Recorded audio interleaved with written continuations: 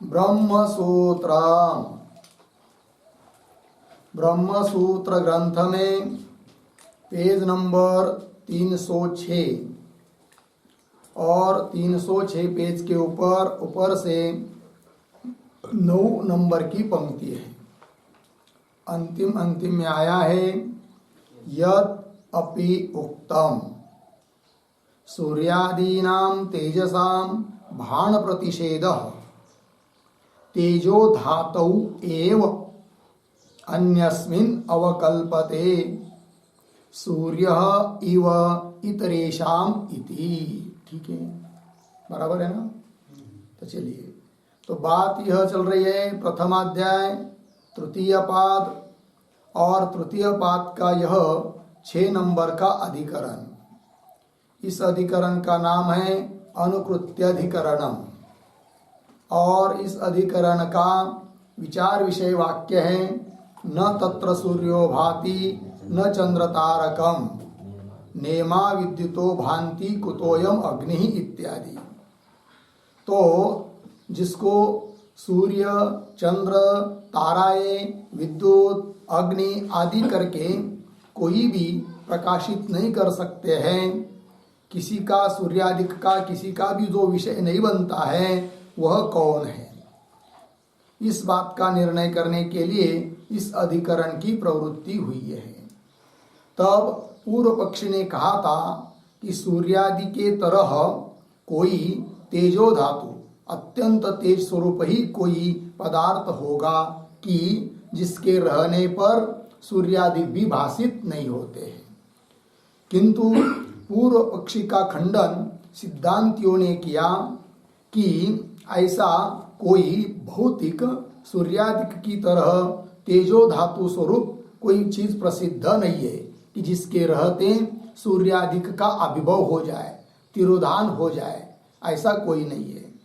फिर वो कौन है कि जिसके लिए श्रुति ने तत्र शब्द का प्रयोग किया है कि तत्र सूर्यो न भाति, क्यों तमेव भांतम अनुभाति सर्वम, अनुभान बताया है, सूर्यादिक का भी प्रकाश उसी प्रकाश के आधार पर है। तो ऐसा वो कौन तत्व है?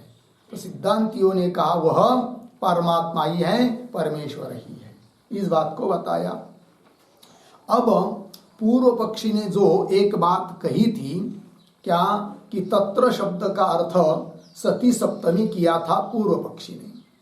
तत्र नाम तस्मिन् सती, उसके रहने पर, किसी तेज विशेष के रहने पर सूर्याधिक प्रकाशित नहीं होते हैं, ऐसा अर्थ बोला था वो।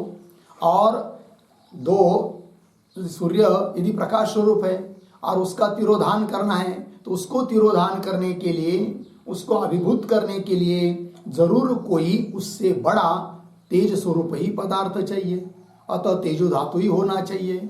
ऐसा जो पूर्व पक्षी ने कहा था मन में सती सप्तमी है ऐसा समझकर, तो क्या कहा था पूर्व पक्ष ने, उसका अनुवाद कर रहे हैं इस पंक्ति से, फिर पुनः उसका समाधान करेंगे। तो आइए, तो यद अपि उक्तम, तो यद के पूर्व में एक छोटा अवतरण वाक्य लिखते हैं। सती सप्तमी पक्षम अनुवदति, सती सप्तमी पक्षम अनुवदति यदपि इत्यादि से।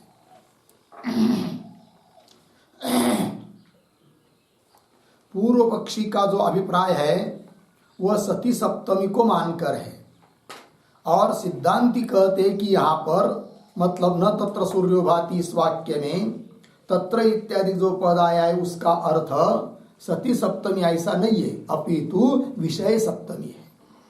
ठीक है, तो पहले पूर्व पक्षी का कहना क्या था उसका अनुवाद कर रहे हैं। देखिए, यद अपि उक्तम सूर्यादीनां तेजसां भान प्रतिषेधः तेजो धातौ एव अन्यस्मिन् अवकल्पते सूर्य इव इतरेषाम इति। इन पदों का थोड़ा अन्वय करते हैं। तो अंतिम में आया है सूर्य, आगे इतरेषाम इव, फिर पीछे आइए अन्यस्मिन, उसके पीछे तेजो धातौ, पीछे सूर्यादीनां तेजसां भान प्रतिषेधः,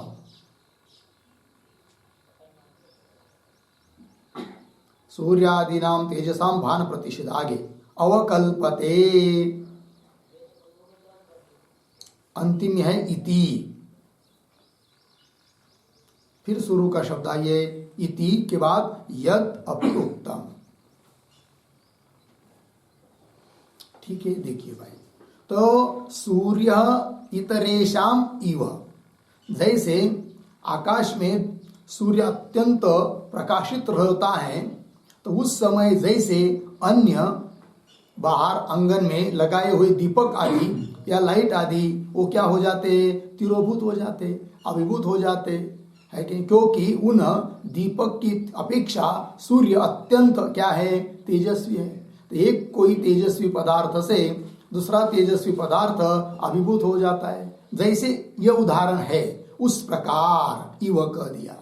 सूर्य इतरेशाम इव, क्या जी, तो बता रहे हैं कि अन्यस्मिन तेजो धातौ एव, उसी प्रकार सूर्य का भी यदि अभिभव करना है तो जरूर उस सूर्य से भिन्न कोई तेजो धातु पदार्थ रहना आवश्यक है, और उसी का प्रतिपादन श्रुति कर रही है, न तत्र सूर्यो भाति इत्यादि, ऐसा कह रहा है कौन, पूर्व पक्षी। हाँ, तो अन्यस्मिन तेजो धातौ एव, अन्य कोई तेज स्वरूप, तेजो धातु मतलब तेज स्वरूप, अत्यंत तेज स्वरूप क्या पदार्थ रहने पर ही सूर्यादि नाम तेजसाम भान प्रतिषेध, सूर्यादि का जो तेजस्वी पदार्थ है उनका भान, उस भान का प्रतिषेध हो सकता है।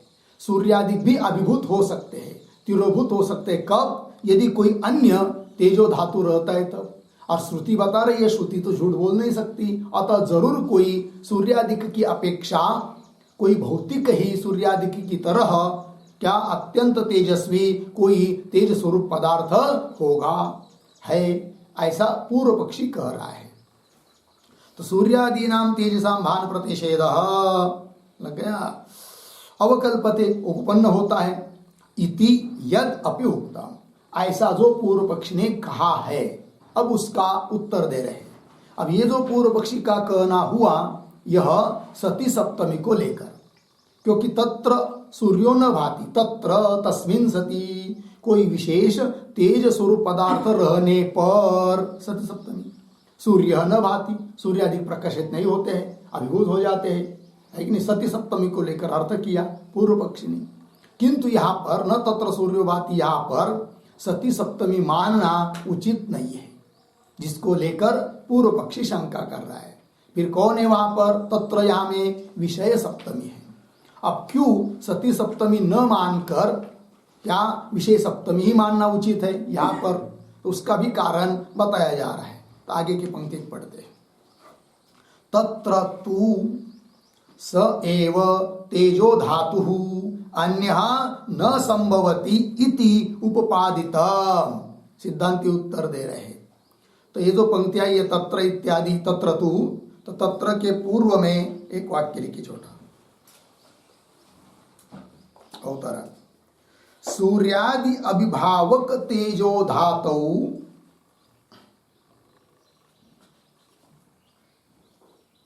सूर्यादि अभिभावक तेजो धातौ प्रामाणिके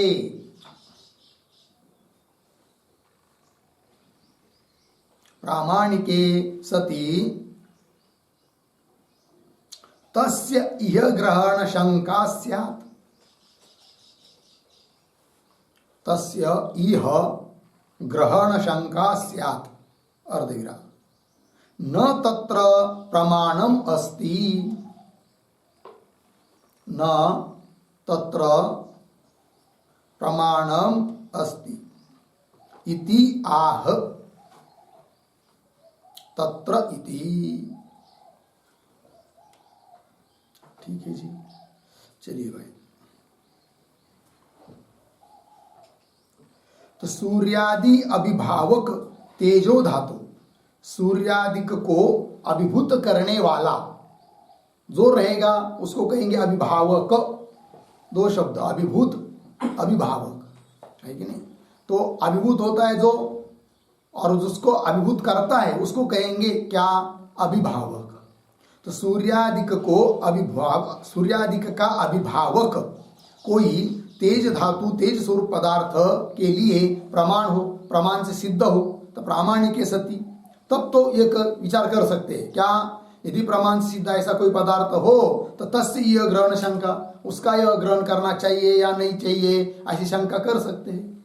किंतु न तत्र प्रमाणम अस्ति, सूर्यादिक से भिन्न भौतिक कोई तेजस्वी पदार्थ तेजो धातु है, इसके लिए कोई प्रमाण नहीं है। अतः सिद्धांति करे पूर्व पक्षी को, अतः हे पूर्व पक्षी, इस प्रकार का कोई तेजो धातु मानना उचित नहीं है। फिर कौन है वो, किसको बता रही श्रुति कि न तत्र सूर्यो भाति? तब उत्तर दे रहे तत्र तू स एव तेजो धातु अन्यः न संभवति इति उपपादितम। सिद्धांति करे तत्र तू, उस पूर्व पक्ष के उत्तर में तो हम कहते हैं कि तू स एव, हाँ नहीं, स एव परमात्मा एव तेजो धातु, है कि नहीं? सूर्यादिक की अपेक्षा जो तेजो धातु, हे पूर्व पक्षी तुम किसी चीज को समझ रहे ना, ऐसी कोई चीज नहीं है। फिर वो कौन है? परमात्मा है, और उस परमात्मा का प्रतिपादन श्रुति कर रही है। ठीक है। तत्र तो, तत्र शब्द का अर्थ तस्य उत्तरे, पूर्व पक्षी जो शंका की है ना, उसके उत्तर में हम कहते हैं क्या? तत्र तु स एव परमात्मा एव तेजो धातु, परमात्मा ही तेज धातु है, दूसरी उससे अतिरिक्त और कोई भौतिक तेज धातु नहीं है, तेज स्वरूप पदार्थ नहीं है। स एव तेजो धातु अन्यः न संभवति इति उपपादितम, इसका उपादान हमने पीछे कर दिया है। ठीक है। तो चलिए, अब पूर्व पक्षी का तो निराकरण कर दिया, क्योंकि उस प्रकार पूर्व पक्षी ने जो माना है उसको मानने के लिए कोई प्रमाण नहीं है, तो कैसा मान सकते हैं? ठीक है। न उसको कोई श्रुति कर रही है, सूर्यादिक के अतिरिक्त और कोई पास भौतिक तेजस्वी पदार्थ है ऐसा मानने के लिए कोई प्रमाण नहीं है, अतः मान नहीं सकते। फिर कौन है वो? परमात्मा ही है, और जिस उस परमात्मा को सूर्यादिक प्रकाशित नहीं कर सकते। अब पूर्व पक्षी कहेगा, ध्यान दीजिए, क्या कि यदि ऐसा कोई तेजो धातु पदार्थ पर दूसरा नहीं है, कोई भौतिक, परमात्मा ही है, तो वाक्य कैसे लगाओगे? क्योंकि वाक्य क्या है? श्रुति वाक्य, न तत्र सूर्यो भाति, सूर्य तत्र, किंवा तत्र सूर्य न भाति, तत्र तस्मिन् सति। पूर्व पक्षी कहेगा तस्मिन् सति मतलब आप ले रहे परमात्मा, तो परमात्मा रहने पर सूर्यादिक प्रकाशित नहीं होते। अब परमात्मा तो हमेशा विद्यमान है आपके, और सूर्य तो प्रकाशित हो रहा है, फिर कैसे लगाओगे वाक्य को? पूछेगा कौन? पूर्व पक्षी। तब उसको उत्तर दे रहे आगे की पंक्ति में, किस बात को मन में रखकर उत्तर दे रहे हैं कि हे पूर्व पक्षी, तुम सती सप्तमी को लेकर प्रश्न कर रहे हो, वाक्य कैसे लगाओगे ऐसा पूछ रहे हो, किंतु तत्र यहाँ पर सती सप्तमी है नहीं, अपितु विषय सप्तमी है, अतः वाक्य लगाने में कोई दिक्कत नहीं। तब क्या अर्थ हो जाता है कि तत्र अर्थात परमात्मा, और परमात्मा के विषय में सूर्यादिक प्रकाशित नहीं करते हैं, अर्थात परमात्मा रूप विषय को सूर्यादिक प्रकाशित नहीं करते, जैसे कि घट को प्रकाशित करते हैं। यह अर्थ हो जाता है, तब हमारे मत में कोई दिक्कत नहीं आती है, ये सिद्धांती कह रहे हैं। तो पंक्ति देखिए, ब्रह्मणि अपि येषां भान प्रतिषेध अवकल्पते, है कि नहीं? तो ब्रह्मणि, तो ब्रह्मणि के पूर्व में एक वाक्य लिखेंगे छोटा, सिद्धांते सिद्धांते, आगे उद्धरण चिन्ह में तत्र, उद्धरण चिन्ह बंद, आगे इति वाक्यार्थः, इति वाक्यार्थः कथम, वाक्यार्थ कथम इति आशंक्य आह, इति आशंक्य आह ब्रह्मणि तो ब्रह्मणि अपि। देखो भाई, सिद्धांत मत में, वेदांत मत में तत्र इति वाक्यार्थ, तत्र इत्यादि न तत्र सूर्यभाति इत्यादि वाक्यार्थ कथम, कैसा घटित करोगे, ऐसी यदि कोई शंका करता है तो उत्तर दे रहे, घटा रहे उस वाक्यार्थ को। देखिए, ब्रह्मणि अपि च येषाम, येषाम सूर्यादीनाम, ठीक है ना। तो ब्रह्म में भी इन सूर्यादिकों का भान प्रतिषेध है कि नहीं। ब्रह्म में सूर्यादिक का भान का प्रतिषेध, अर्थात सूर्यादिक का भान का प्रतिषेध घट में नहीं है, पट में नहीं है। अर्थात सूर्यादिक घट पट आदि को प्रकाशित करते हैं, किंतु किसको प्रकाशित नहीं करते सूर्यादिक? परमात्मा को। अतः सूर्यादिक के भान का प्रतिषेध घटपट में है कि परमात्मा में है? परमात्मा में है, क्योंकि परमात्मा को प्रकाशित वो कर नहीं सकते, ये बात। तो वही करे, ब्रह्मणि अपि च येषाम सूर्यादीनाम भान प्रतिषेध अवकल्पते, ठीक है ना जी। अवकल्पते उपपन्न होता है कि नहीं। कैसे? एक वाक्य लिखते उस पर टिप्पणी, तत्र इति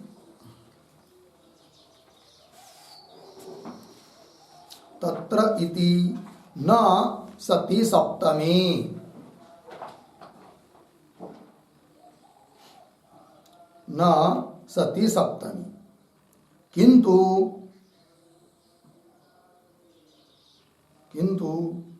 विषय सप्तमी अस्ति, विषय सप्तमी अस्ति, पूर्णविराम। ततः ब्रह्मणि विषये, ब्रह्मणि विषये सूर्यादयः न भान्ति, सूर्यादयः न भान्ति, अर्धविराम। ब्रह्म एव तु, ब्रह्म एव तु तेषु प्रकाशकत्वेन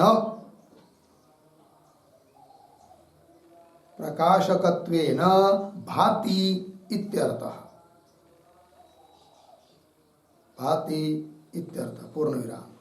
पैराग्राफ छोड़कर थोड़ा नीचे उद्धरण चिन्ह में, नीचे के पंक्ति में, न तत्र सूर्यो भाति, उद्धरण चिन्ह बंद,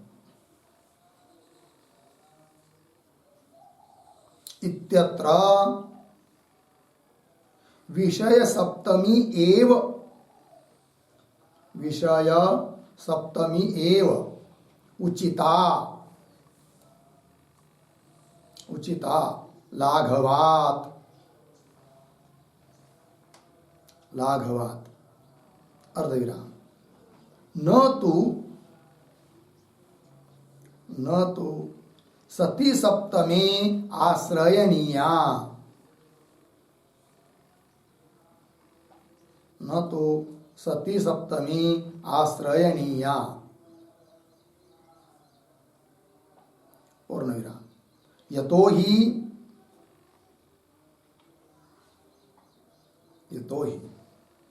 सती सप्तमी पक्षे, सती सप्तमी पक्षे न भाति इत्यत्र, न भाति इत्यत्र श्रुतम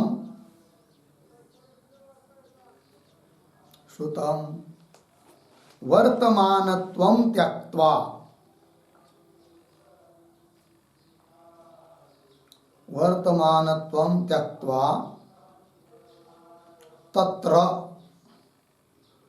बराबर तस्मिन् सति,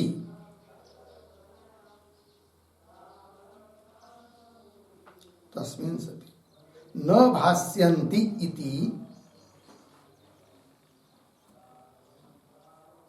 न भास्यन्ति इति अश्रुत भविष्यत्वं, अश्रुत भविष्यत्वं कल्पनीयं भवति।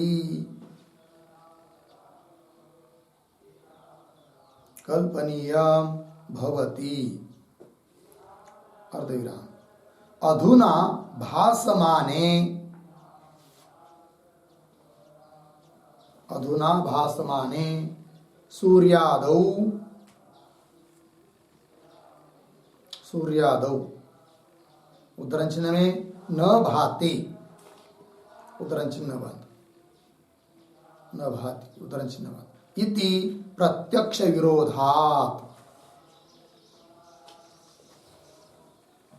इति प्रत्यक्ष विरोधात्। कौंस में लिखिए भविष्यत्वं कल्पनीयम, भविष्यत्वं कल्पनीयम कौंस बंद, पूर्ण विराम। आगे विषय सप्तमी पक्षे तु, विषय सप्तमी पक्षे तु तत्र, तत्र बराबर तस्मिन् विषये, तस्मिन् विषये न भाति, न भाति बराबर न भासयति, न भासयति, इति अश्रुत निज अध्याहार मात्रम, अश्रुत निज छकज हो जाएगा तो निज ध्याहार, अध्याहार मात्रम, अश्रुत निज निज अध्याहार मात्रम कल्पनीयम भवति, कल्पनीयम भवति अर्धविराम। न श्रुत त्याग, न श्रुत त्याग कौंस में लिखिए वर्तमानत्वं श्रुतम, वर्तमानत्वं श्रुतम तस्य न त्यागः, तस्य न त्यागः कौंस बंद, इति विषय सप्तमी पक्षे, इति विषय सप्तमी पक्षे लाघवं भवति, लाघवं भवति पूर्ण विराम। अतः ब्रह्मणि विषये, अतः ब्रह्मणि विषये सूर्यादेः, सूर्यादेः भासकत्व निषेधेन,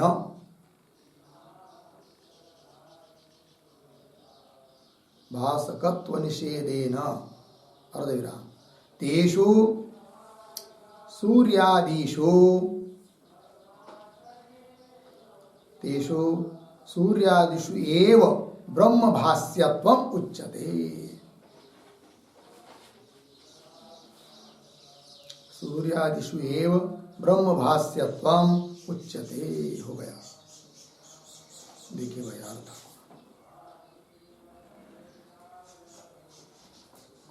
ठीक है, देखो भाई तो सप्ती सप्तमी का यहाँ पर नहीं ये विचार, सप्ती सप्तमी विषय सप्तमी है तो वही लिख के दिया आपको तत्र इति न सती सप्तमी, न तत्र सूर्यभाति, यहाँ पर सती सप्तमी नहीं है, जबकि पूर्व पक्षी सती सप्तमी को लेकर शंका करता है। फिर कौन सप्तमी है तो विषय सप्तमी, और विषय सप्तमी मानने से क्या लाभ, ततः अर्थ निकल आता है ब्रह्मणि विषये तत्र, सती सप्तमी करेंगे तो तस्मिन सती, किंतु ऐसा नहीं है, विषय सप्तमी है, तब क्या अर्थ तस्मिन विषये, तस्मिन ब्रह्मणि विषये, ब्रह्म के बारे में, ब्रह्म विषय का प्रकाशन सूर्य नहीं कर सकता ये बात। तथा ब्रह्मणि विषये सूर्यादय न भांति, सूर्यादि ब्रह्म का प्रकाशन नहीं कर सकते। अपितु ब्रह्म एव तु तेषु प्रकाशकत्वेन भाति, ब्रह्म ही उन तेषु सूर्यादिषु, सूर्यादिक में प्रकाशक के रूप में कौन प्रतीत होता है? ब्रह्म ही है कि नहीं? ये बात प्रकाशकत्वेन भाति इत्यर्थः। अब सती सप्तमी न मानकर विषय सप्तमी मानने में क्या लाघव है? ठीक है, उसको बता रहे हैं कि न तत्र सूर्य भाति इत्यत्र, इस स्थल पर विषय सप्तमी एव उचिता। क्यों लाघव? विषय सप्तमी मानने में लाघव है कि नहीं? ज्यादा सायास नहीं है। और सती सप्तमी मानेंगे तो गौरव होता है, गौरव दोष होता है, लाघव से काम चल जाता है, तो गौरव क्यों मानना? वही दे रहे हैं। तो विषय सप्तमी एव उचिता, क्यों लाघवात? न तो सती सप्तमी आश्रयणीय, इसलिए न तत्र सूर्यभाति इस वाक्य में सती सप्तमी का आश्रय नहीं किया जाता। अब क्या लाघव है विषय सप्तमी मानने में और क्या गौरव है सती सप्तमी मानने में, वो भी स्पष्ट कर रहे हैं। यतो ही किसी टिप्पणी में सती सप्तमी पक्षे दो बात करनी पड़ती है। एक तो जो न भाती लट लकार वर्तमान काल है उसका त्याग, और जो श्रुत नहीं है श्रुत का त्याग। श्रुत क्या है? वर्तमान, उसका त्याग। और जो श्रुत नहीं है अश्रुत है, कौन? भविष्य, उसकी कल्पना। कब? सती सप्तमी मानेंगे तब। बोलेंगे कैसे? तो ध्यान दीजिए, तो न तत्र सूर्य भाति, तत्र शब्द का अर्थ समझ लीजिए थोड़ी देर के लिए। सती सप्तमी करेंगे तो क्या? तस्मिन सती, कोई ऐसा तेजो विशेष पदार्थ रहने पर सूर्य न भाति, ऐसा करेंगे तब सूर्य तो भाषित हो रहा है वर्तमान काल में, फिर संगति नहीं बैठ रही है। अतः वर्तमान काल का त्याग करना पड़ रहा है और भविष्यत अर्थ करना पड़ रहा है। क्या? कि तत्र तस्मिन सती सूर्य न भाति। न भाति मतलब सूर्य न भास्यति, क्यों? बहुवचन सूर्य तेज आदि चंद्र आदि लेंगे तो न भास्यन्ति, तो सूर्य आदि भाषित नहीं होंगे। मतलब ऐसा कोई तेजो विशेष पदार्थ रहने पर सूर्य आदि भाषित नहीं होंगे, यह अर्थ करना पड़ता है। क्योंकि वर्तमान अर्थ करेंगे तो वर्तमान में भाषित हो ही रहे, फिर क्यों हो रहे? वो प्रत्यक्ष विरोध होगा। प्रत्यक्ष विरोध न हो इसलिए वर्तमान का त्याग, भविष्य की कल्पना, श्रुत का त्याग, अश्रुत की कल्पना, दो चीज करनी पड़ रही है। कब? सती सप्तमी मानने पर। तो वही लिख के दिया आपको।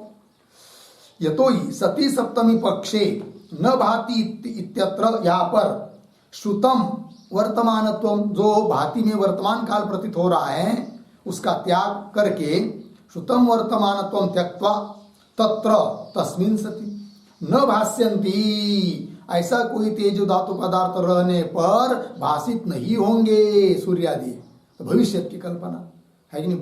फिर आगे वो रहने पर नहीं भाषित होंगे, ऐसा अर्थ कर सकते। इति अश्रुत भविष्यत्वम कल्पनीयम भवति, अश्रुत जो सुना नहीं है, श्रुति ने बताया नहीं है, ऐसे भविष्यत काल की कल्पना करनी पड़ती है। क्यों? अधुना भासमाने, यदि वर्तमान अर्थ रखेंगे तो प्रत्यक्ष प्रमाण से भाषित हो रहे भी अभी, कौन? सूर्यादि। तो अधुना भासमाने सूर्यादौ, इस काल में भाषित हो रहे सूर्यादिक में न भाति इति प्रत्यक्ष विरोधा, प्रत्यक्ष विरोध हो रहा है। ऐसा कोई रहने पर भाषित नहीं होंगे, भाषित तो हो रहे, फिर कैसे हो रहे? फिर अतः वर्तमान का त्याग करके भविष्य की कल्पना करनी पड़ेगी। कब? जब सती सप्तमी मानेंगे तब। वही न भाति इति प्रत्यक्ष विरोधात, प्रत्यक्ष के साथ विरोध होने के कारण है कि नहीं? प्रत्यक्ष विरोधात, क्यों? प्रत्यक्ष का विरोध होने से क्या कल्पना करनी पड़ती है? भविष्यत्वम कल्पनीयम भवति, सती सप्तमी मानने पर। फिर आगे विषय सप्तमी पक्षे तो, और विषय सप्तमी जब मानेंगे तब तत्र का अर्थ होता है तस्मिन विषय, उस ब्रह्म के विषय में, ब्रह्म के बारे में। सूर्यादिक प्रकाशित नहीं होते, अर्थात सूर्यादिक प्रकाशित उसको ब्रह्म को नहीं कर सकते, ये बात। तस्मिन विषय न भाति, तो न भाति, भाति में क्या करना पड़ता है? जो श्रुत वर्तमान है ना उसका त्याग नहीं करना पड़ता है केवल, और अश्रुत जो भविष्य उसकी भी कल्पना नहीं करनी पड़ती है। केवल लट की जगह है कि नहीं, जो भाती है कि नहीं, तो वर्तमान काल ही रखना है, किंतु निजंत करना पड़ता है। न भासयति, प्रकाशित नहीं कर सकते, है कि नहीं, ये बात। न भाति न भासयति इति अश्रुत निच प्रत्यय, प्रेरणादय प्रत्यय, निच अध्याहार मात्र, निच का अध्याहार करना पड़ता है। कल्पनीयम भवति, बस इतना ही होता है। तो एक काम करना पड़ रहा है, कब? विषय सप्तमी मानेंगे तब, और सती सप्तमी मानेंगे तो दो काम करना पड़ रहा है, गौरव हो रहा है, ये बात। दूसरी बात, प्रमाण भी नहीं है ऐसा कोई तेजो विशेष मानने में। अश्रुत निज अध्याहार मात्रम कल्पनीयम भवति, न श्रुत त्याग, श्रुत का जा त्याग, श्रुत मतलब जो श्रुति ने बताया है वर्तमान काल, उसका त्याग नहीं है। न श्रुत त्याग मतलब वर्तमानत्वम श्रुतम तस्य न त्याग, वर्तमान काल श्रुत है, उसका त्याग नहीं। इति, इस प्रकार विषय सप्तमी पक्षे लाघवम भवति, विषय सप्तमी पक्ष में लाघव है और सती सप्तमी पक्ष में गौरव है। अतः ब्रह्मणि विषये, तब विषय सप्तमी करके अर्थ निकल आता है कि ब्रह्मणि विषये, ब्रह्म के बारे में, ब्रह्म विषय को सूर्यादे भासकत्व निषेधेन, सूर्यादिक भासक नहीं है ब्रह्म के विषय में, ब्रह्म के बारे में। घट को तो प्रकाशन करता है, घट का भासक है सूर्य, ब्रह्म का नहीं। ब्रह्मणि विषय सूर्यादि भासकत्व निषेधेन तेषु सूर्यादिषु, उन सूर्यादिकों में ही एव ब्रह्म भास्यत्वम उच्यते, तो ब्रह्म के द्वारा भाष्य है कौन? सूर्यादि, न कि सूर्यादि के द्वारा ब्रह्म भाष्य है, क्योंकि निषेध किया है। ठीक है, न तत्र सूर्यो भाति, इस पंक्ति से। आइए आगे, तो वही ब्रह्मणि अपि च एषाम भान प्रतिषेध अवकल्पते उत्पन्न होता है। लग गया? आइए भाष्य में, यतः यद उपलभ्यते तत्सर्वं ब्रह्मणा एव ज्योतिषा उपलभ्यते, ब्रह्म तो न अन्येन ज्योतिषा उपलभ्यते। क्यों? स्वयं ज्योति स्वरूपत्वात्, येन सूर्यादय तस्मिन् भायु। देखिए एक शब्द का अर्थ, यतः क्योंकि यद उपलभ्यते, जो भी उपलब्ध हो रहा है, जिस किसी भी चीज की प्रतीति आ रही है, ज्ञान हो रहा है, वो ब्रह्म से ही हो रहा है, ये कह रहे। यतः क्योंकि यद उपलभ्यते, जो भी उपलब्ध हो रहा है, जिसका भी ज्ञान हो रहा है, तत्सर्वम ब्रह्मणा एव ज्योतिषा उपलभ्यते, वह सब कुछ ब्रह्मरूप ज्योति से ही उपलब्ध हो रहा है, ज्ञात हो रहा है, जाना जा रहा है। ब्रह्मणा एव ज्योतिषा उपलभ्यते, और ब्रह्म तु न अन्येन ज्योतिषा उपलभ्यते, ब्रह्म तु अन्येन ज्योतिषा न उपलभ्यते, अन्य किसी ज्योति से, किसी प्रकाश पदार्थ से ब्रह्म उपलब्ध नहीं होता है, अर्थात ज्ञात नहीं होता है। सूर्य उस ब्रह्म को दिखा नहीं सकता, चंद्र तारे ब्रह्म को दिखा नहीं सकते, ये बात। ब्रह्म तो न अन्येन ज्योतिषा उपलभ्यते, क्यों? स्वयं ज्योति स्वरूपत्वात्, ब्रह्म स्वयं ज्योति अर्थात स्वयं प्रकाश है, ज्ञान स्वरूप है, उसको कोई प्रकाशित नहीं कर सकता है कि नहीं? विज्ञातारम अरे केन विजानीया, ज्ञान स्वरूप परमात्मा को कौन प्रमाण विषय कर सकता है? कोई नहीं। तो स्वयं ज्योति स्वरूपत्वात्, ठीक है ना? तो उसके पहले क्या वाक्य था? ब्रह्म तु न अन्येन ज्योतिषा उपलभ्यते, अन्येन ज्योतिषा ब्रह्म न उपलभ्यते। आगे, येन सूर्यादय तस्मिन् भायु, यदि अन्य ज्योति के द्वारा ब्रह्म उपलब्ध होता तब कह पाते क्या कि सूर्याधिक तस्मिन् भायु, उसके विषय में प्रकाशित करे, किंतु ऐसा होता नहीं है। ये न सूर्यादय तस्मिन् भायु, जिससे कि सूर्याधिक उसके बारे में प्रकाशित कर पाए, ऐसा है नहीं, क्योंकि अन्य ज्योति के द्वारा ब्रह्म उपलब्ध होता नहीं है। क्यों नहीं होता है? हेतु दिया, क्या? स्वयं ज्योति स्वरूपत्वात्, ब्रह्म स्वयं ज्योति अर्थात ज्ञान स्वरूप है, ये बात हो गई। आगे चलिए, ब्रह्म ही अन्यद व्यनक्ति न तु ब्रह्म अन्येन व्यज्यते। क्यों? प्रमाण क्या? श्रुति, आत्मना एव अयम ज्योतिषा आस्ते, अगृह्यो नहीं गृह्यते इत्यादि श्रुतिभ्यः। ठीक है, एक छोटा अवतरण वाक्य ब्रह्म के पहले, उक्तम एव उक्तम एव श्रुत्यंतरेण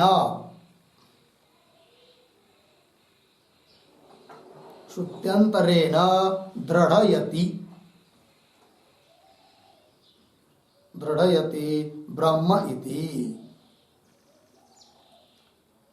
पूर्ण विराम। आगे स्वप्रकाशत्वे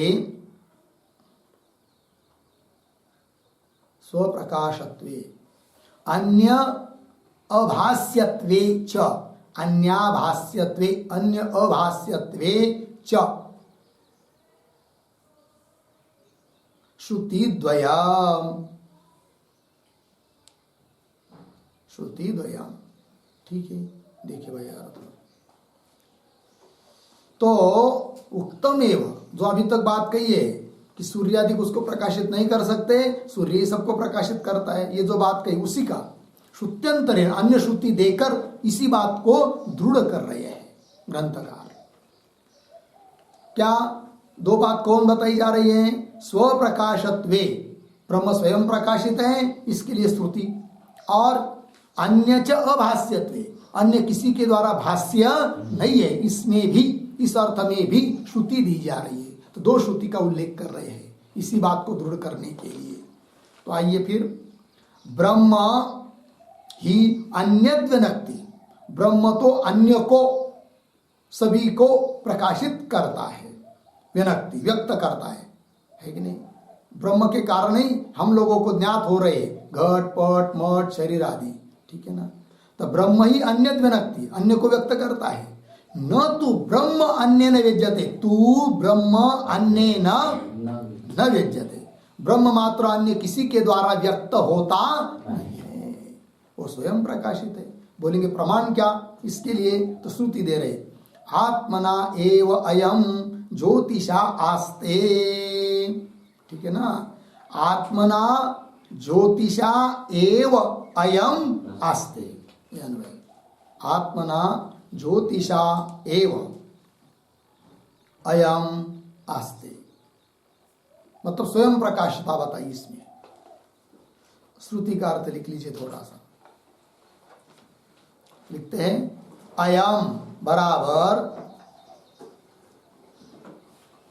अयम बराबर आत्मा, आगे आत्मना एव ज्योतिषा, आत्मना एव ज्योतिषा प्रतीक है, बराबर स्वयं प्रकाशेन, स्वयं प्रकाशेन अस्ति, अस्ति बराबर स्थितो भवति।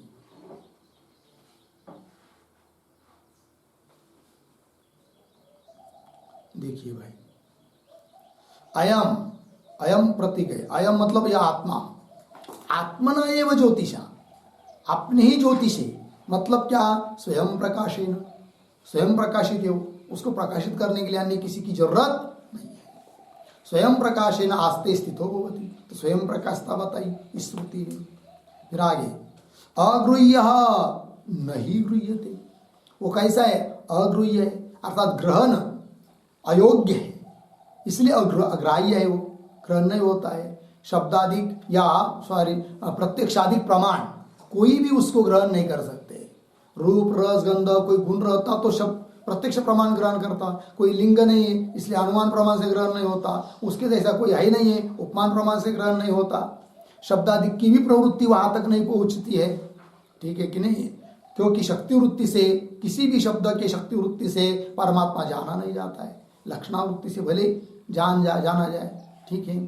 और अर्थापत्ति प्रमाण से भी नहीं जाना जाता है, अनुपलब्धि प्रमाण से भी नहीं जाना जाता है, इसलिए कह दिया अग्राह्य, अगृह्य नहीं गृह्यते इत्यादि श्रुतिभ्यः।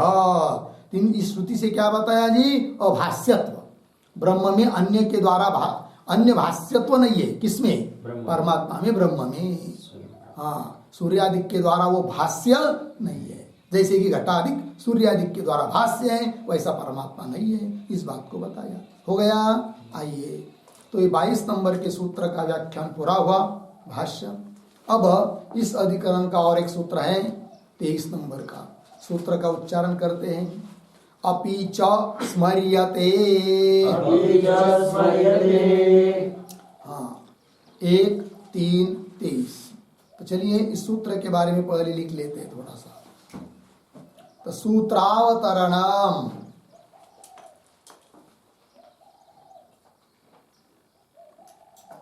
सूत्रावतरण बराबर श्रुति प्रतिपादिते अर्थे, श्रुति प्रतिपादिते अर्थे स्मृतेः अपि, स्मृतेः अपि सम्मतिः अस्ति, सम्मतिः अस्ति इति आह, इति आह। तब नीचे सूत्रम अपि च स्मर्यते, अपि च स्मर्यते 1, 3, 30, 1, 3, 30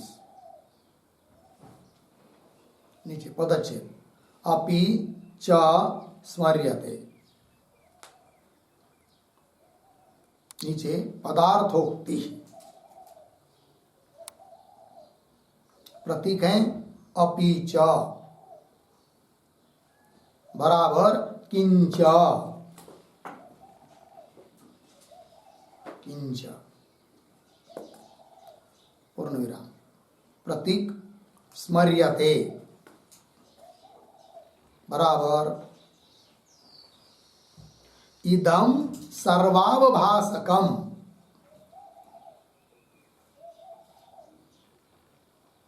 इदं सर्वावभासकम ब्रह्मणः रूपम, ब्रह्मणः रूपम स्मृत्या अपि प्रतिपाद्यते, स्मृत्या अपि प्रतिपाद्यते पूर्ण विराम। तथा ही उद्धरण चिन्ह में न तद्भासयते सूर्यो,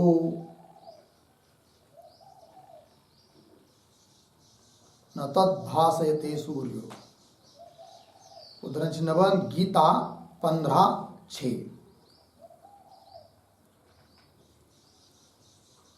तथा, तथा उद्धरण चिन्ह में न तद्भासयते यदादित्यगतम तेजो, यदादित्यगतम तेजो इत्यादि उद्धरण चिन्ह गीता 15:12, 15वां अध्याय 12वां श्लोक।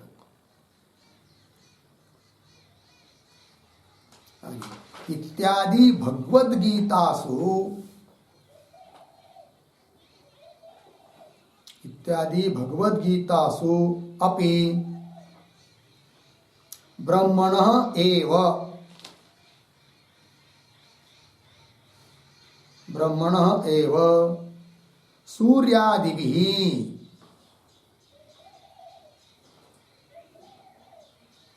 सूर्यादिभिः अनवभास्यत्वे सति,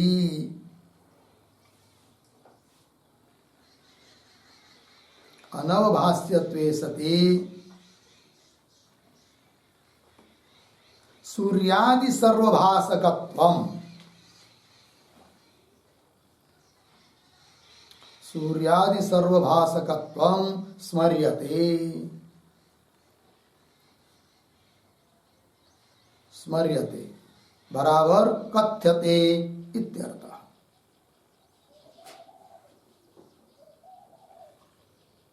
कथ्यते इत्यर्थः। ठीक है, देखिए भाई अर्थ। तो सूत्रावतरण में लिखा कि श्रुति प्रतिपादित अर्थे, श्रुति ने जिस अर्थ का प्रतिपादन किया है उस अर्थ में स्मृते अपि सम्मति अस्ति, स्मृति ग्रंथ की भी सम्मति है, इस बात को बताने के लिए सूत्र आया। तो सूत्र है अपि च स्मर्यते। फिर पदार्थोक्ति में लिखा अपि च किंच, और भी क्या, स्मर्यते, स्मृति भी कर रही है इसी बात को, कि जिस बात का वर्णन श्रुति ने किया है। श्रुति कह रही है कि उस परमात्मा को सूर्यादि भी प्रकाशित नहीं करते और वो परमात्मा सबको प्रकाशित करता है। यही बात स्मृति भी बता रही है। वही तो इदम सर्वाभासकम ब्रह्मण रूपम, सभी का आभासन करना, प्रकाशन करना, ये जो ब्रह्म का रूप है वह रूप स्मृत्या भी प्रतिपाद्यते, स्मृति के द्वारा भी प्रतिपादित किया जा रहा है। कैसे स्पष्टीकरण कर दिया, तथा ही न तद भासयते सूर्यो इत्यादि 15वां अध्याय 6 नंबर का श्लोक। और यदा नित्यगतम तेजो जगत भासयते किलम इत्यादि गीता 15वां अध्याय 12वां श्लोक इत्यादि भगवत गीता सो अपि ब्रह्मण एव, ब्रह्म को ही, ब्रह्म के लिए ही बताया है क्या, कि सूर्यादि भी अनवभास्यत्वे सति, सूर्यादिक के द्वारा ब्रह्म भाषित न होता हुआ सूर्यादि भाषकत्वम, अपितु सूर्यादिक का वो भाषक है, ऐसा स्मृति भी बता रही है। स्मृति से कथित हो रहा है। लग गया। आइए अब भाष्य में चलते हैं। इस 23 नंबर के सूत्र के भाष्य को देखिए। अपि च इदृग्रूपत्वम प्राज्ञस्य एव आत्मनः स्मर्यते भगवद गीतासु। ठीक है, कैसा पढ़ेंगे इसको? अपि च भगवद गीतासु इदृग्रूपत्वम प्राज्ञस्य एव आत्मनः स्मर्यते।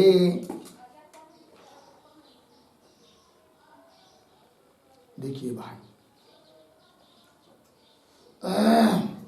अपि च और क्या, तो भगवद गीता में भी इदृग रूपत्व, परमात्मा का जो इदृग रूप है, इदृग रूप मतलब क्या, किसी के द्वारा भाषित न होना और सबको भाषित करना, इस प्रकार का स्वरूप प्राज्ञस्यैव आत्मनः अर्थात परमात्मनः, प्राज्ञस्यैव आत्मनः करते परमात्मनः, परमात्मा का ही है, ऐसा सीधा स्मर्यते, स्मरण किया जा रहा है, कराया जा रहा है। ठीक है, कौन है वो श्लोक भगवद गीता के, बताओ जरा। तो दे रहे श्लोक आगे, न तद भासयते सूर्यो न शशांको न पावकः यद गत्वा न निवर्तन्ते तद्धाम परमं मम इति।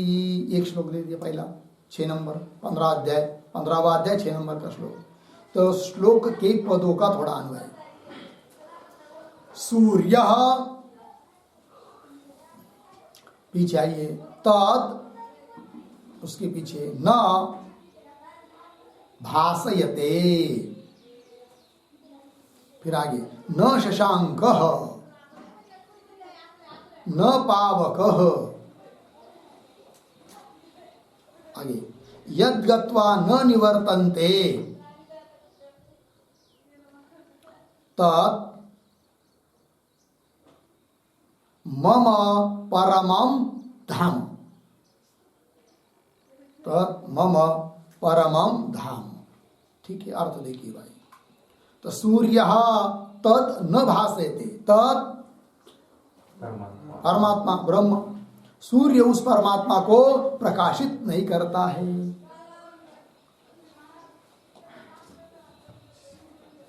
सूर्य तत् न भासयते। ठीक है, और न शशांकः, शशांकः चंद्र, चंद्र भी उसको प्रकाशित नहीं करता है। न पावकः, पावकः अग्नि, अग्नि भी उसको प्रकाशित नहीं करता है। और आगे यद गत्वा न निवर्तन्ते, जिसको प्राप्त होने पर वहां से वह आदमी, प्राप्त हुआ आदमी लौटता नहीं है। यद गत्वा न निवर्तन्ते तत् मम परमं धाम, भगवान कर ऐसा जो है ना, वो मेरा परम धाम है, कि जिसको सूर्य प्रकाशित नहीं कर सकता, चंद्र अग्नि प्रकाशित नहीं कर सकते, और जिसको प्राप्त होने पर जहां से लौटता नहीं है, वह मेरा परम धाम है। परम धाम मतलब क्या? कोई ऐसा ठिकाना है क्या, स्वर्ग आदि या कोई राजभवन? तो नहीं नहीं। तो परमम धाम का अर्थ लिखिए, परमम धाम बराबर, परमम धाम बराबर तेजोमय स्वरूपम,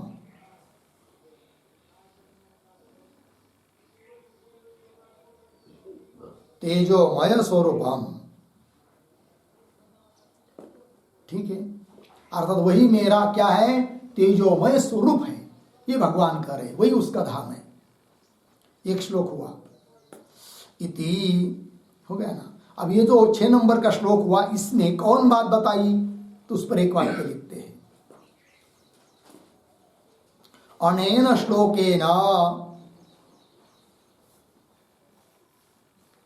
अनेन श्लोकेन ब्रह्मणि, ब्रह्मणि अभास्यत्वम,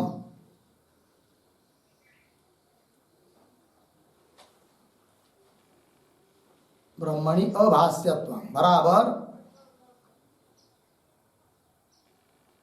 बराबर अन्य भाष्यत्वाभाव,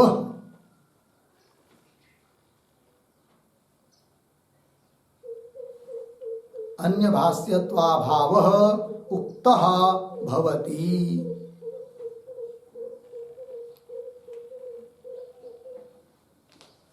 अन्य भाष्यत्वाभावः उक्तः भवति। ठीक है, तो इस श्लोक के द्वारा कौन बात बताई? इस श्लोक के द्वारा ब्रह्मणि अभाष्यत्वम, ब्रह्म में किसी चीज के द्वारा भाष्यत्व नहीं है, अन्य भाष्यत्व का अभाव बताया गया। ठीक है, फिर और एक श्लोक दे रहे और दोनों चीज बताई जा रही है कि ब्रह्म में अन्य भाष्यत्व का अभाव और स्वयं भाष्यत्व। तो आइए फिर आगे का श्लोक, यदादित्यगतम तेजो जगत भासयतेखिलम यच्चंद्रमस्यच्चाग्नौ तत्तेजो विद्धि मामकम। ये श्लोक है, श्लोक के पदों का थोड़ा अन्वय। यद आदित्यगतम,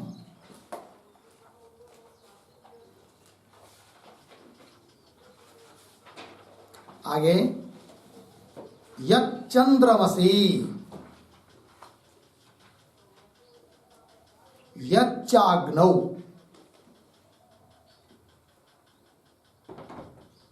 आइए फिर पीछे तेजः, आगे अखिलम जगत भासयते, अखिलम जगत भासयते। फिर आगे तत्तेजः मामकम विद्धि, तत्तेजः मामकम विद्धि। 15वां अध्याय गीता का 12वां श्लोक, उसका अन्वय क्या क्या? यद आदित्यगतम, आगे जाकर यच्च चंद्रमसि यच्चाग्नौ, फिर पीछे तेजः, थोड़ा आगे अखिलम जगत भासयते, आगे तत्तेजः मामकम विद्धि। हो गया अर्थ? देखिए भाई, तो यद आदित्यगतम, तो तेज जो शब्द आया ना, उसके 3 विशेषण। कैसा तेज? यद आदित्यगतम, आदित्य में विद्यमान जो तेज है। और कैसा तेज? यद चंद्रमसि, चंद्रमा, चंद्र में विद्यमान जो तेज है। और कैसा तेज? यच्चाग्नौ, जो कि अग्नि में विद्यमान तेज है। इस प्रकार सूर्य, चंद्र, अग्नि, इन चीजों में विद्यमान जो तेज है ना, वह तेज अखिलम जगत भासयते, समस्त जगत को प्रकाशित करता है। इस प्रकार का जो तेज है वह कौन है? तो भगवान कह रहे तत्तेज मामकम विद्धि, वह तेज ही मेरा क्या है? स्वरूप है, ऐसा तू समझो। अर्थात इस श्लोक में क्या बताया?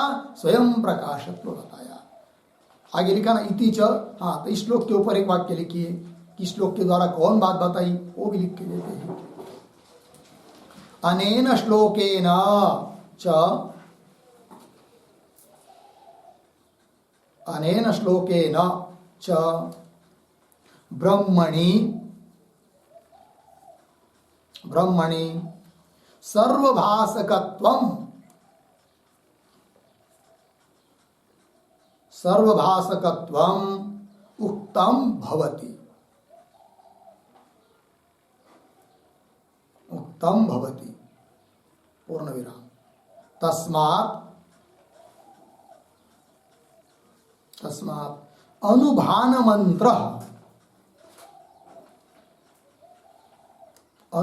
मंत्र कौंस में लिखिए उद्धरण चिन्ह में, न तत्र सूर्यो भाति इत्यादि, न तत्र सूर्यो भाति इत्यादि, उद्धरण चिन्ह बंद कौंस बंद। आगे ब्रह्मणि समन्वितः, ब्रह्मणि समन्वितः इति सिद्धम। ठीक है, अर्थ देखिए भाई।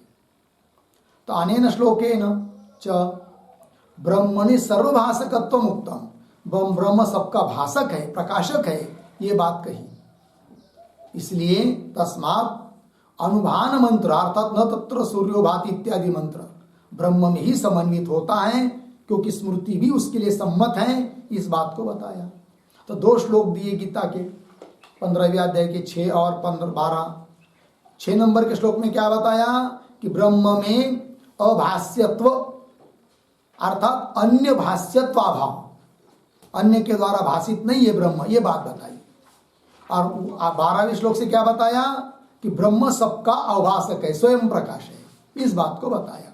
तो जो श्रुति का अभिप्राय है वह श्रुति का अभिप्राय स्मृति के लिए भी सम्मत है। अतः न तत्र सूर्यो भाति यह मंत्र ब्रह्म का ही प्रतिपादन कर रहा है, अन्य किसी तेजो विशेष का नहीं, इस बात की सिद्धि हुई। लग गया। इस प्रकार इस 23 नंबर के सूत्र का भाष्य पूरा हुआ और इसके साथ साथ यह अधिकरण भी पूरा हुआ। इसके बाद अब 7 नंबर का अधिकरण है जिसका नाम है प्रमिताधिकरणम। ठीक है, इस अधिकरण में भी 2 ही सूत्र है, 24 और 25। तो चलिए इस अधिकरण के बारे में थोड़ा सा हम लोग लिख लेते हैं। तो 7 नंबर है प्रमिताधिकरणम, कौंस में सूत्र संख्या 24 और 25, 2 सूत्र है।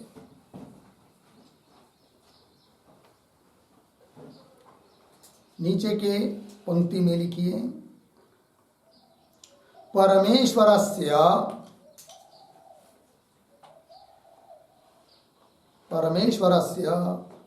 अंगुष्ठमात्रत्वाधिकरणम, अंगुष्ठमात्रत्वाधिकरणम पूर्ण विराम कौंस बंद।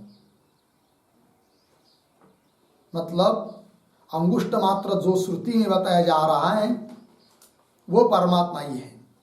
इसी बात को सिद्ध करने के लिए इस अधिकरण की प्रवृत्ति हो रही है। तो चलिए अधिकरण के जो 6 अंग होते हैं उसको लिखते क्रमशः। नंबर 1 संगति,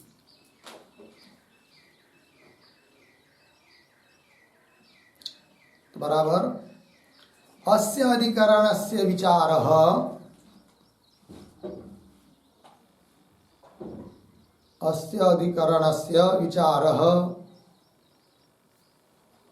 दृष्टांत संगत्या आरभ्यते।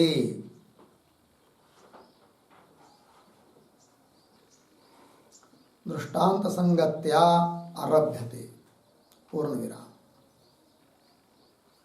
तथा ही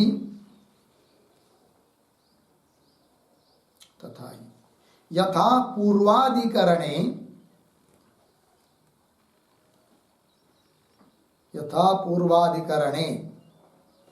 उद्धरण चिन्ह में तमेव भान्तम अनुभाति सर्वम, उद्धरण चिन्ह बंद, इति श्रुत्युक्तेन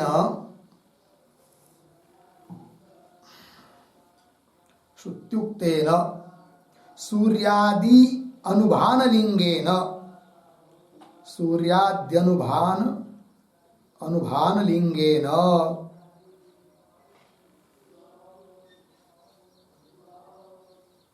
आगे उद्धरण चिन्ह में न तत्र सूर्यो भाति न तत्र सूर्यो भाति उद्धरण चिन्हवान इत्यत्र तत्र इति विषय सप्तमी मत्वा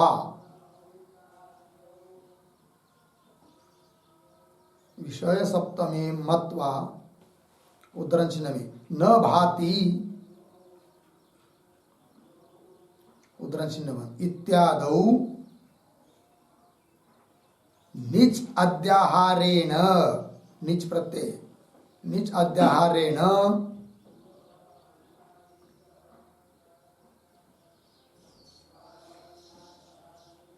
न तद् भासयति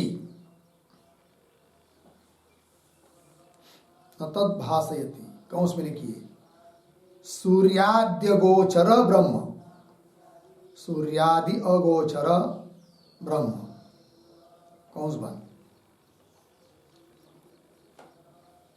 इत्यर्थः निर्णीतः अस्ति इत्यर्थः निर्णीतः अस्ति पूर्णविराम तथा अस्मिन् अधिकरणे अपि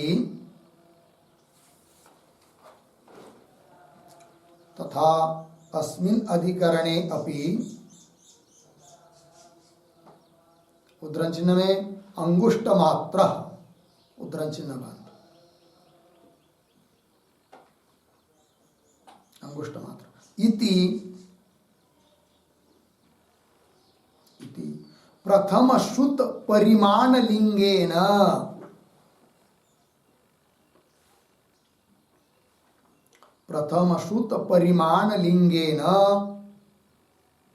जीवम आदाय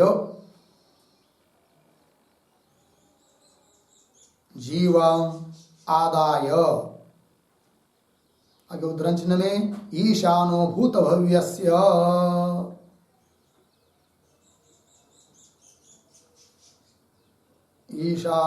भव्यस्य उद्धरण चिन्ह बंद इत्यत्र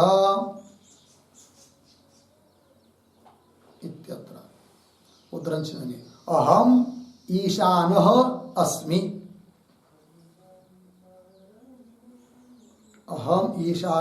उद्धरण चिन्ह बंद इति भावयेत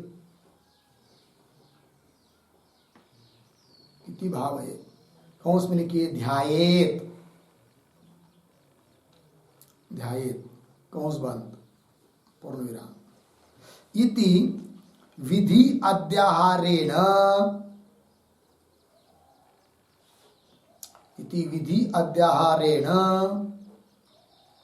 अंगुष्टवाक्यस्य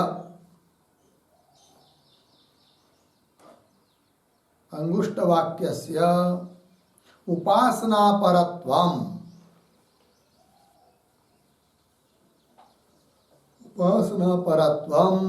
अभ्युपेयम्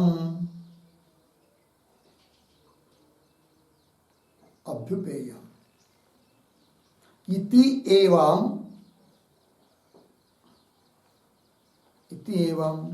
दृष्टांत संगत्या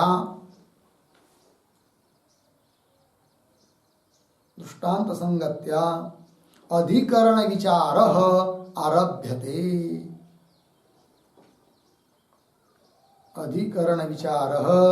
आरभ्यते ठीक है चलिए भाई अर्थ तो देखिए तो पूर्व अधिकरण की इस अधिकरण के साथ कौन संगति दृष्टांत संगति अर्थात पूर्व अधिकरण जैसा जैसा हुआ है उसको दृष्टांत बनाकर उसी प्रकार का विषय इस अधिकरण में बताया जाएगा तो वही कह रहे अस्य अधिकरण से विचार दृष्टांत संगत्या आरभ्यते कैसे स्पष्ट कर रहे तथा इसे कि पूर्व अधिकरण में क्या क्या हुआ वो पहले बता रहे जिसको दृष्टांत बनाया फिर इस अधिकरण में क्या बताया जाएगा वो भी कह रहे हैं। तो यथा पूर्वाधिकरणे, पीछे के अधिकरण में तमेव भांतम अनुभाति सर्वम ये कहा था, इति श्रुत्युक्तेन सूर्यादि अनुभान लिंगेन, श्रुति ने बताया है सूर्यादि का अनुभान, मतलब तमेव भांतम परमात्मा के प्रकाश से ही सूर्यादि प्रकाशित हो रहे हैं। तो अनुभान बताया, पश्चात भान, परमात्मा प्रकाशित है इसलिए सूर्यादि प्रकाशित है, अनुभान जिसको कहते हैं। इति श्रुत्युक्तेन सूर्यादि अनुभान लिंगेन, उसको ही लिंग बनाए हेतु, उस हेतु से क्या किया कि उसी श्रुति के आरंभ में जो वाक्य है, न पहला पाद, न तत्र सूर्यो भाति इत्यत्र तत्र इति विषय सप्तमी मत्वा, तत्र यहाँ पर विषय सप्तमी मानी गई है पिछले अधिकरण में।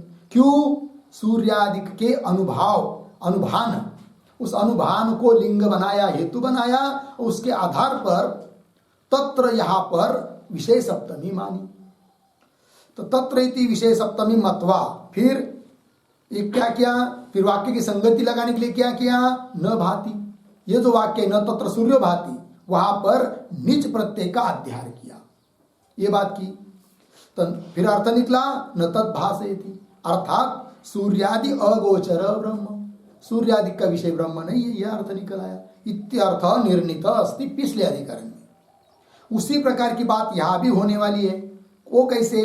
देखिए, तथा अस्मिन अधिकरणे अपि, ये जो अभी अधिकरण आ रहा है प्रमिताधिकरण, उसमें भी तो जो विचार विषय वाक्य रहेगा उसमें सबसे पहले कहा है अंगुष्ठ मात्र, अंगूठे के बराबर है। कौन है? तो लिंग हुआ अंगुष्ठ मात्र। अंगुष्ठ मात्र इति प्रथम श्रुत परिमाण लिंगेन, श्रुति में सबसे पहले आया है अंगुष्ठ मात्र, परिमाण बताया, माप।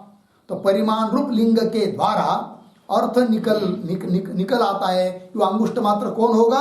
जीव, क्योंकि अंगुष्ठ मात्र परमात्मा तो हो नहीं सकता, और अंगुष्ठ मात्र श्रुति बता रही है। तो जैसे वहां पर न तमेव भांतम, इसको लिंग बनाकर, अनुभान को लिंग बनाकर तत्र में विषय सप्तमी की, उस प्रकार अंगुष्ठ मात्र परिमाण बताया है, तो उसको लिंग बनाकर अर्थ निकल आता है। वो कौन बताया है उस श्रुति में? जीव। हाँ, जीवम आदाय। फिर बोलेंगे भाई ठीक है, अंगुष्ठ मात्र शब्द से या उस श्रुति का प्रतिपाद्य जीव को मानेंगे, किंतु उसी श्रुति में आया है ईशानो भूत भव्यस्य, भूतकालीन भविष्यकालीन सभी चीजों का और वर्तमानकालीन भी है कि नहीं, सबका शासन करता वो है जिसको श्रुति बता रही है, और जीव तो सबका शासक हो नहीं सकता, फिर इसको कैसे लगाएंगे? ठीक है ना। तब बता रहे कि जैसे पिछले अधिकरण में न भाति यहां पर निच का अध्यार करके न भाषे न तत्र भाषे ऐसा अर्थ निकाला, उस प्रकार ईशानो भूत भव्यस्य है कि नहीं, इसका भी अर्थ ये नहीं क्या कि परमात्मा अर्थ लिया जाए, ऐसा नहीं। फिर क्या करेंगे? वाक्य की संगति लगाने के लिए ईशानो भूत भाव्यस्य इसका अर्थ करेंगे क्या? अहम ईशानः अस्मि, मैं शासन करता हूं। इति भावयत है नहीं, भावना करने के लिए कहा है, ध्यान करने के लिए कहा है, उपासना करने के लिए कहा है, ऐसा मान लेंगे। तब अंगुष्ठ मात्र इत्यादि श्रुति के द्वारा प्रतिपाद्य जीव हो जाएगा, क्योंकि उसके लिए लिंग भी है। फिर दिक्कत आ रही थी, जैसे वहां पर पीछे भाति की तो नीच कर लिया, भाषयति कर लिया, वैसे यहाँ पर ईशानो भूत भव्य से यहाँ दिक्कत आ रही है, तो वहां पर विधि मान लेंगे। और विधि मानने के लिए क्या अर्थ करेंगे वहां पर? अहम ईशानः अस्मि, मैं शासन करता हूं, ऐसी भावना करे वो साधक, उपासना करे। ध्यायत इति, इस प्रकार विधि अध्याहारेण, वहां निज का अध्यार है या विधि का अध्यार मान लेंगे, तो विधि अध्याहारेण अंगुष्ठ वाक्यस्य उपासना परत्वम अभ्युपेयम। अंगुष्ठ वाक्य मतलब इस अधिकरण का विचार विषय वाक्य जो भी बताएंगे अभी, वह वाक्य उपासना परक है, ऐसा अभ्युपेयम स्वीकार करना चाहिए। इति एवं, इस प्रकार अपनी बात पूर्व पक्षी रखेगा, किंतु पूर्व पक्षी अपनी बात जो आरंभ कर रहा है वो कैसे? दृष्टांत संगति को लेकर। अभ्युपेयम इति एवं दृष्टांत संगत्या अधिकरण विचार आरभ्यते, अधिकरण का विचार प्रारंभ किया जा रहा है। ठीक है, तो चलिए फिर अब आगे नंबर 2 विषय।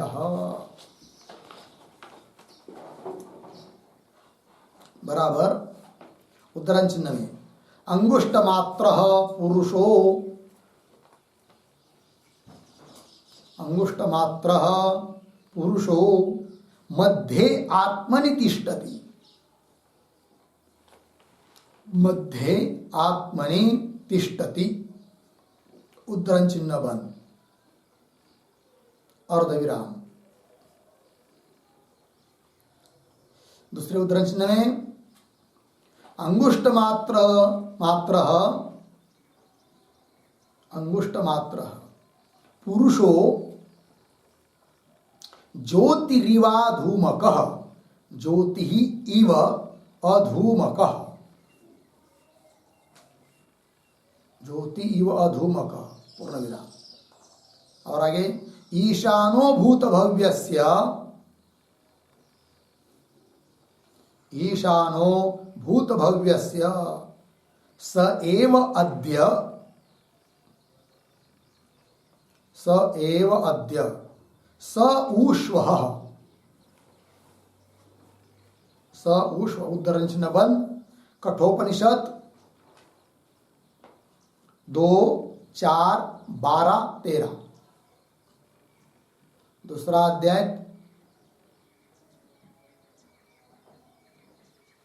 चौथी वल्ली है क्या, और 12वां 13वां मंत्र है, नहीं 2, 1 होगा, 2, 1, 12, 13, हाँ नहीं, देख लेंगे बाद में उपनिषद में निकल कर, किंतु मेरे ख्याल से दूसरा अध्याय प्रथम वल्ली और 12वां 13वां मंत्र है। ठीक है, आगे चलिए। इति एतद् वाक्यम, इति एतद् वाक्यम अस्य अधिकरणस्य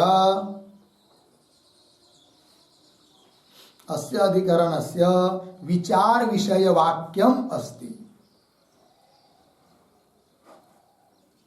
विचार विषय वाक्यम अस्ति, पूर्ण विराम। अत्र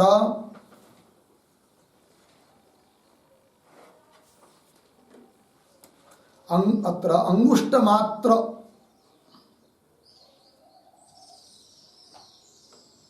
अंगुष्ट मात्र शब्देन कः ग्राह्यः,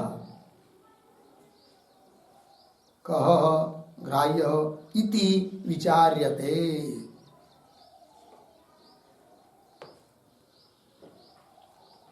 इति विचार्यते हो गया। अर्थ देखिए भाई, तो अंगुष्ठ मात्र पुरुष, अंगूठे भर का पुरुष है, अंगूठे के माप का, कहाँ है वो, मध्य आत्मनि तिष्ठति, आत्मनि का अर्थ करेंगे देह, आगे करेंगे अर्थ लिखाएंगे, तो देह के मध्य में वो रहता है, एक बात, ये 12 नंबर का मंत्र है। फिर आगे 13 का अंगुष्ठ मात्र पुरुष, अंगूठे भर, अंगूठे के माप का पुरुष कैसा है वो, ज्योति इव अधूमक, अधूमक ज्योति इव, धूम रहित ज्योति की तरह, अत्यंत निर्मल स्वच्छ, ऐसा है। और कैसा है वो अंगुष्ठ मात्र पुरुष, तो ईशान शासन करता है, किसका, भूत भव्य से, भूतकालीन, भविष्यकालीन और वर्तमानकालीन भी सभी चीजों का, भूत भौतिक सभी प्रपंच का शासन करता है वो। स एव अद्य स ऊष्व, वह आज ही है कल भी है, त्रिकालाबाधित है, इस बात को भी बताया है कि नहीं, ये बात हुई। तो इति एतद् वाक्यम, यह वाक्य इस अधिकरण का विचार विषय वाक्य है। इसमें मुख्य विचार क्या करना है, तो अंगुष्ठ मात्र पुरुष जो बताए वो कौन है, इस बात का विचार करने के लिए इस अधिकरण की क्या है, प्रवृत्ति है, तो ये विषय हुआ।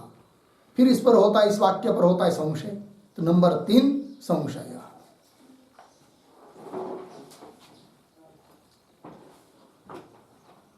उद्धरण चिन्ह में अंगुष्ठ मात्र पुरुष,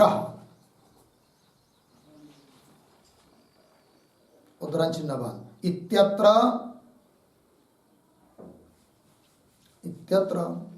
अंगुष्ठ मात्र पुरुषः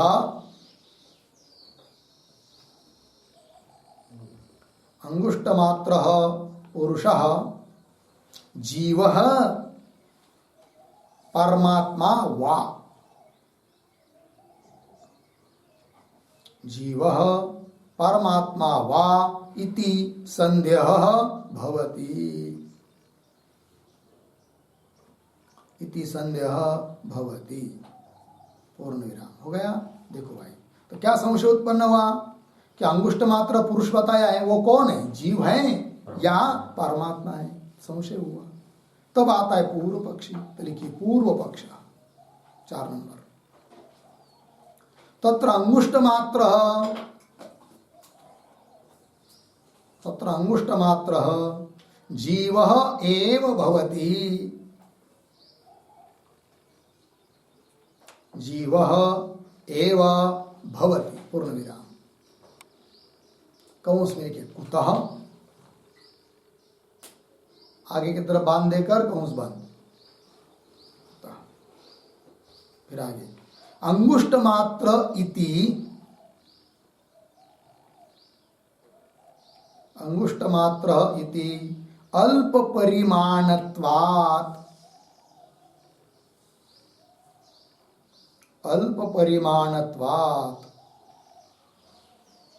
अर्धविराम। आगे उद्धरण चिन्ह में मध्ये आत्मनि तिष्ठति इति मध्ये आत्मनि तिष्ठति उद्धरण चिन्ह बंद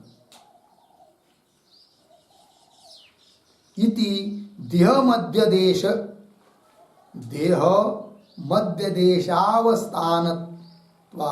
अवस्थानात् देह मध्य देश अवस्थानात् च। हो गया। देखिए अर्थ। तो पूर्व पक्षी कहता है कि अंगुष्ठ मात्र करके परमात्मा नहीं ले सकते, जीव एव होती, जीव ही हो सकता है। क्यों? कुतः?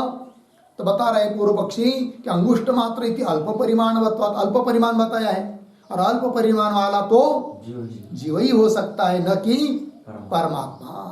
अतः अंगुष्ठ मात्र शब्द से जीव ही अर्थ कर सकते। एक हेतु। दूसरा, मध्य आत्मनितिष्ठति, साफ साफ लिखा है श्रुति ने कि आत्मनि अर्थात शरीर के मध्य में रहता है, तो शरीर के बीच में रहने वाला तो जीव ही होता है कि नहीं? ये लिखा देह मध्य देश अवस्थानाच, अतः अंगुष्ठ मात्र पुरुष जीव होगा। ये पूर्व पक्षी ने अपनी बात बताई। फिर आता है 5 नंबर सिद्धांत। लिखते हैं सिद्धांत बराबर उद्धरण चिन्ह में अंगुष्ठ मात्र पुरुषः अंगुष्ठ मात्र पुरुषः मध्ये आत्मनि तिष्ठति मध्ये आत्मनि तिष्ठति उद्धरण चिन्ह इत्यत्र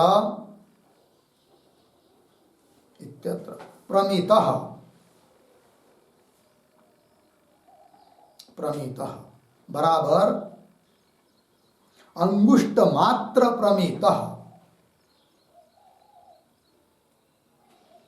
अंगुष्ठ मात्र प्रमितः बराबर अंगुष्ठ मात्रत्वेन ज्ञातः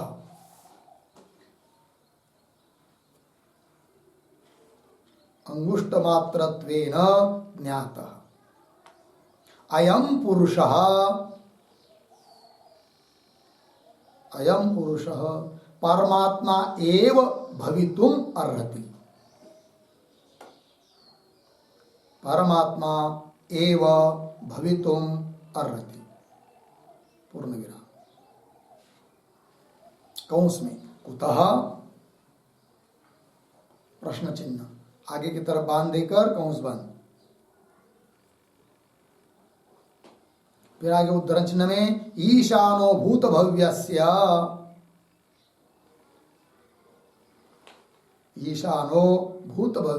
उद्धरण चिन्ह बंद इति अतीत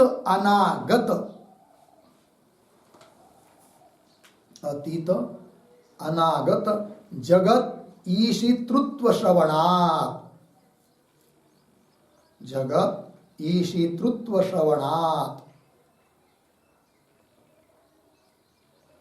पूर्ण विराम। आगे न च ईशितृत्वम, न च ईशितृत्वम, कौंस में लिखिए शासन कर्तृत्वम, शासन कर्तृत्वम कौंस बंद। आगे जीवे अस्ति,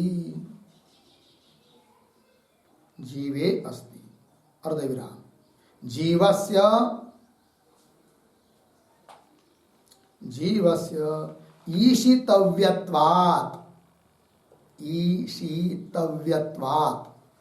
जीवस्य ईशितव्यत्वात् बराबर शास्यत्वात्, शास्यत्वात् पूर्ण विराम। आगे अतः, अतः अंगुष्टमात्रः परमात्मा एव भवति, अंगुष्टमात्रः परमात्मा एव भवति पूर्ण विराम। आगे अल्प प्रमाणत्वम, अल्प प्रमाणत्वम देह मध्ये अवस्थानं च, देह मध्ये अवस्थानं च ईश्वरस्य अपि संभवतः, ईश्वरस्य अपि संभवतः पूर्ण विराम। आगे हृदय पुंडरीके, हृदय पुंडरीके ब्रह्मण उपलम्भात्, ब्रह्मण उपलम्भात् अर्धविराम। तदपेक्षया, तदपेक्षया तदुभय संकीर्तनात्,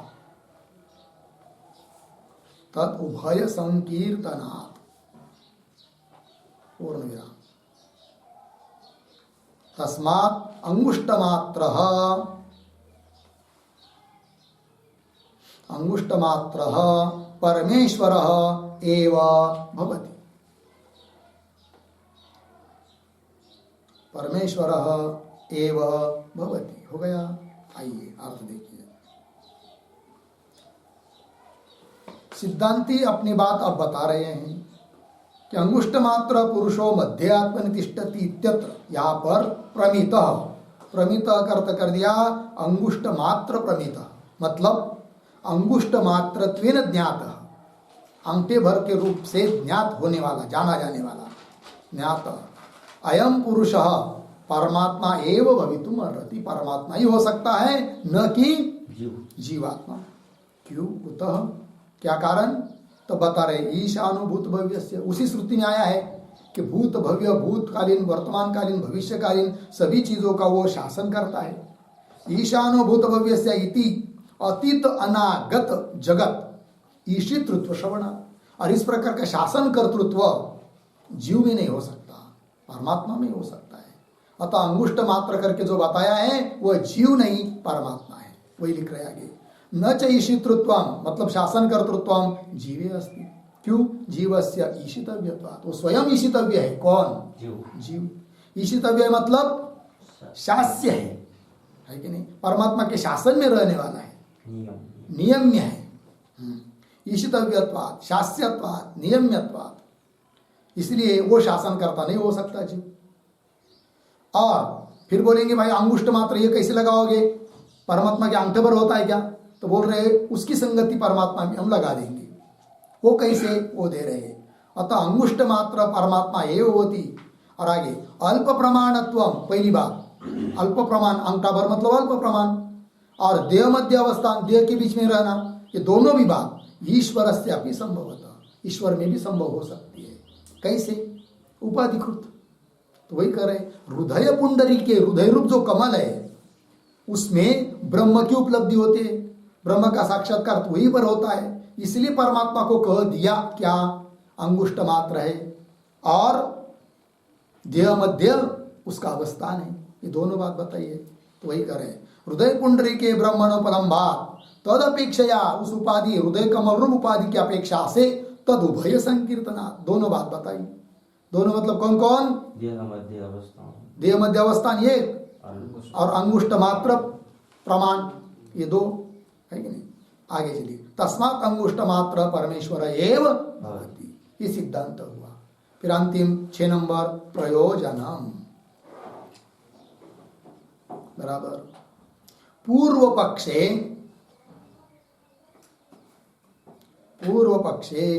ब्रह्म दृष्टिया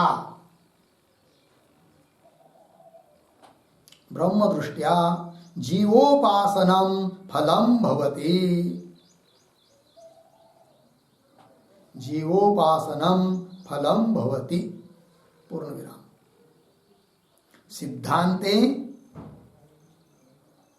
सिद्धांते जीव ब्रह्मणो हो अभेद ज्ञानम, जीव ब्रह्मणो हो अभेद ज्ञानम फलम भवति, फलम भवति, पूर्ण विराम। इति उभयोः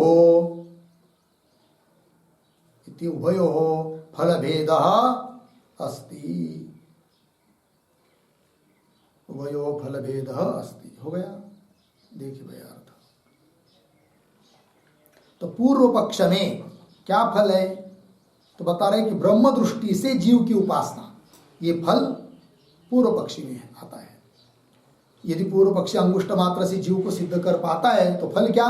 ब्रह्म दृष्टि से जीव की उपासना। और सिद्धांत के अनुसार अंगुष्ठ मात्र इत्यादि वाक्य में ब्रह्म का प्रतिपादन हुआ है, ऐसा यदि सिद्ध करते हैं तो फल क्या? जीव ब्रह्मणो अभेद ज्ञान, जीव ब्रह्म के एकता का ज्ञान, ये फल हो जाता है। इस प्रकार दोनों में फल भेद है, भिन्न भिन्न है फल, ये बात बताई। ठीक है, फिर आगे का विचार हम लोग कल करते हैं। ओम पूर्णमदः पूर्णमिदं पूर्णात् पूर्णमुदच्यते